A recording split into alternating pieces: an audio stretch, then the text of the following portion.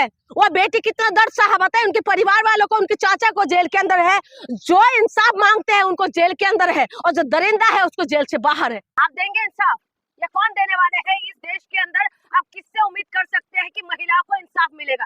इस देश के अंदर अब महिलाओं को इंसाफ नहीं मिलने वाले, और महिलाओं को ये बात अच्छे से समझ जाना चाहिए कि जिस महिलाओं को सम्मान देने की बात है बीजेपी कहते हैं, जिनको कहते हैं कि बेटी बचाओ और बेटी पढ़ाओ, इनका स्लोगन है कि महिलाओं के सम्मान में भाजपा मैदान में होने के बाद भी जब महिलाओं को सम्मान नहीं मिल पा रहे, सम्मान तो दूर की बात है, महिलाओं को जब इंसाफ ही नहीं मिल पा रहे तो सम्मान कहां से मिलेगा? आज देखिए कि आज जो सरकार है वो रेपिस्ट के साथ देते हैं और दरिंदे के साथ खड़े होते हैं, और पीड़िता हाहाकार करके इधर उधर भटक रही है, और उसके बाद आपको लगता है इंसाफ मिलेगा?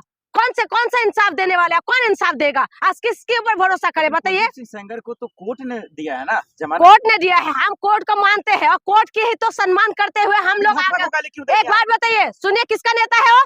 किसका नेता है? था ना, था। उसके बाद सरकार किसकी है? बीजेपी की सरकार है, तो सरकार को एक्शन क्यों नहीं लेते?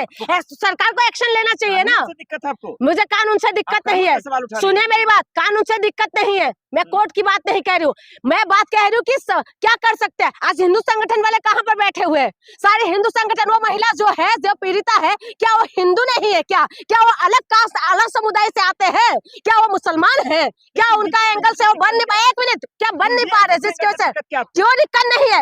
वो रेपिस्ट है, वो रेपिस्ट है। उसके बाद आप कह रहे कि उनसे दिक्कत नहीं, वो अगर बाहर रहेंगे तो बताइए वो महिला कैसे सुरक्षित हो सकती है? संस्कार अच्छे थे इसलिए उनको पैरोल दिया गया। मेरी बात सुनो, संस्कार तो सबको ही अच्छा दिखाई देते हैं, इन लोगों को जो रेपिस्ट है उन सबका इनका संस्कार अच्छे दिखाई देते हैं। राम रहीम की जैसे बलात्कारी बाहर, आसाराम बापू जैसे बलात्कारी बाहर आ जाते हैं, उनको पैरोल मिल जाते हैं, और उसके बाद जो है इनको अच्छा संस्कारी मान के बिल्किस बानो की अपराधियों को, जो था अपराधी कह रही हूँ, जो दोषी थे, उन लोगों को क्या करा है, उन लोगों को भी तो बाहर निकाल के स्वागत करे थे ना। दाग लगा रही है।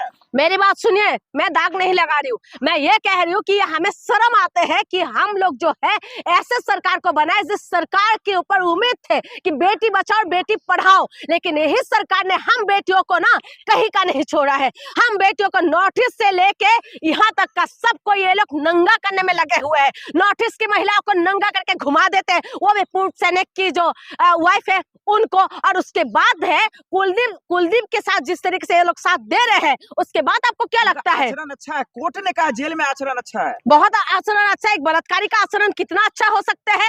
अपनी माँ बेटियों को सामने रख दो, उसके बाद पता चल जाएगा उसका आचरण कितना अच्छा है। आपको लगता है कि आचरण अच्छा है, और आपको ये लगता है कि आचरण है? माफी मांगे आप? क्यों माफी मांगो? क्यों माफी मांगो? अपनी बहन को भेज देना, अपनी बहन को भेजोगे क्या कुलदीप के पास? भेजोगे? बताओ, साहस है ऐसे रेपिस्ट के पास आपको भेजने के लिए? उसका किस एंगल से आपको दिखाई देता है कि उनका आचरण अच्छा है? किस एंगल से आपको लग रहा है कि वो आदर्श व्यक्ति दिखाई दे रहे आपको? क्या मानती हूँ, लेकिन ऐसा सुनिए, ऐसा कोर्ट और कानून को मैं मानती हूँ, लेकिन आप बताइए, जिस कोर्ट ने फैसला देता है कि महिला का नारा खोलने की बात भी करे, ये रेप की श्रेणी में नहीं आते, उसके बाद बताइए आप किससे मानेंगे? हाँ, मेरी सुनिए, मैं मैनिपुलेट नहीं कर रही हूँ। महिलाओं के सम्मान में जो कहते हैं मैदान में, आज जो लोग मुंह छुपा के क्यों बैठे हुए हैं? सवाल ये है कि जिस भारत माँ के कसम खा के आप लोग सत्ता में आए थे कि बेटियों की रक्षा करेंगे, आज बेटियों को क्यों घसीटा जा रहा है? आज बेटी इंडिया गेट के पास जब बैठने के लिए मजबूर हो जाते हो, खुद कह रहे कि मैं सुसाइड करने के लिए मजबूर हो रही हूँ। हाँ, आप लोग हमें सुसाइड करें, हम बेटियों को एक काम क्यों नहीं करते? आप बेटियों को जो कहते हैं कि बच्चा होते साथ जब मार देते हो, अपराध मानते, तो बेटियों को एक काम करो ना, कानूनी लीगल कर दो कि बेटियों को मार दिया जाए।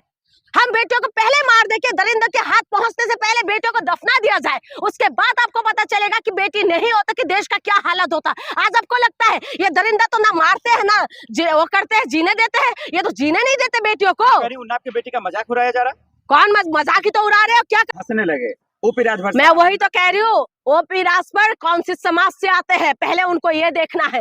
और दूसरी बात, जो ठहाके लगा के जो हंस रहे हैं ना, तो ये हंसी मैं तब मानूंगी आप अपनी बेटी, अपनी बहू, अपनी बीवी, अपनी माँ को कुलदीप सिंह सेंगर के पास भेज दीजिएगा, और उसके बाद आप ठहाके लगा के हंसना। गलत बयान दे रही हैं आप। मैं गलत बयान नहीं दे रही हूँ, मैं गलत बयान नहीं दे रही हूँ। मंत्री है तो क्या करे?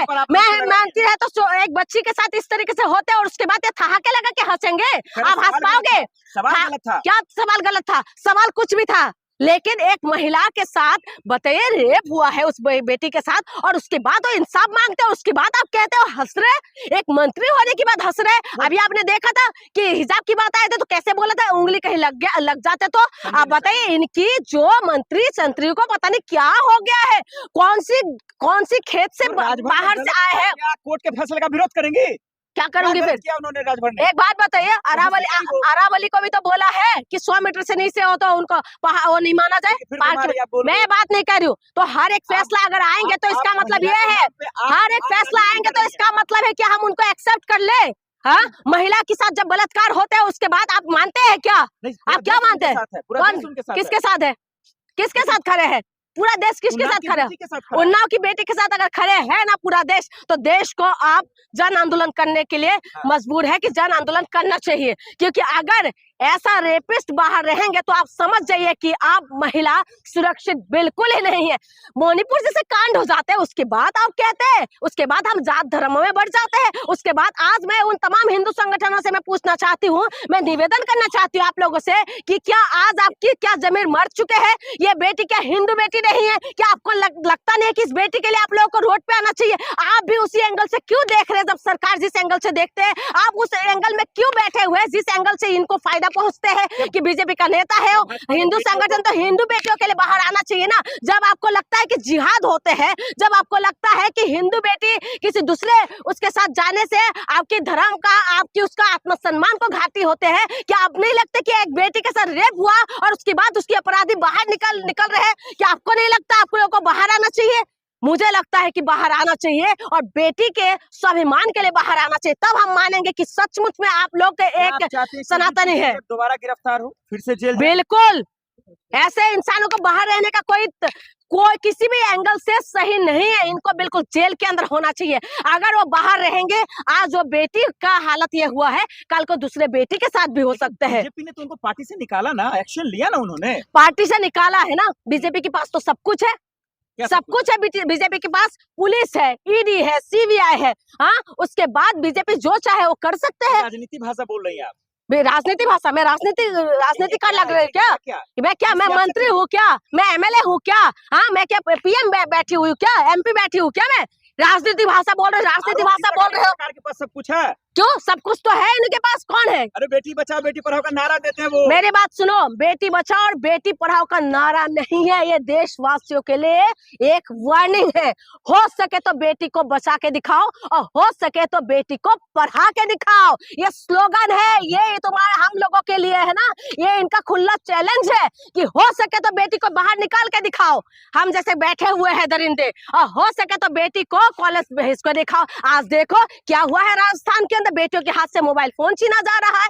आज वो स्मार्टफोन देने के लिए मना कर रहे हैं। तो यही मैं कह रही हूँ, इस देश के अंदर हम रहते हैं, जिस देश के अंदर बेटियों को माँ दुर्गा, माँ काली, माँ सरस्वती, माँ कामाख्या पूछते हैं, लेकिन इनको जाके एक बार कामाख्या माता मंदिर में जाके देखना चाहिए कि महिलाओं को कौन सी पाठ को पूजा जाता है। लेकिन यही देश के अंदर महिलाओं को नंगा करके महिला को घुमाते हैं, महिलाओं के साथ बलात्कार करते हैं, लेकिन उसके बाद पूरा देश शांत है। मैं पूछती हूँ कि हमारी जो आस्था कहाँ चले जाते हैं? हम जिस माता को मानते हैं उस माता के रूप के साथ जब छेड़छाड़ होते हैं तो हमारी आस्था कहाँ चले जाते हैं? हमें शर्म आते हैं कि जो कहते हैं ना भगवा हमारी आन बान और शान है, ये भगवा हमें शांति सिखाते हैं, ये भगवा हम लोगों को आन बान और शान सिखाते हैं कि हमारे सनातन को कैसे मजबूत कर सकते हैं। लेकिन ये लोग कर क्या रहे हैं?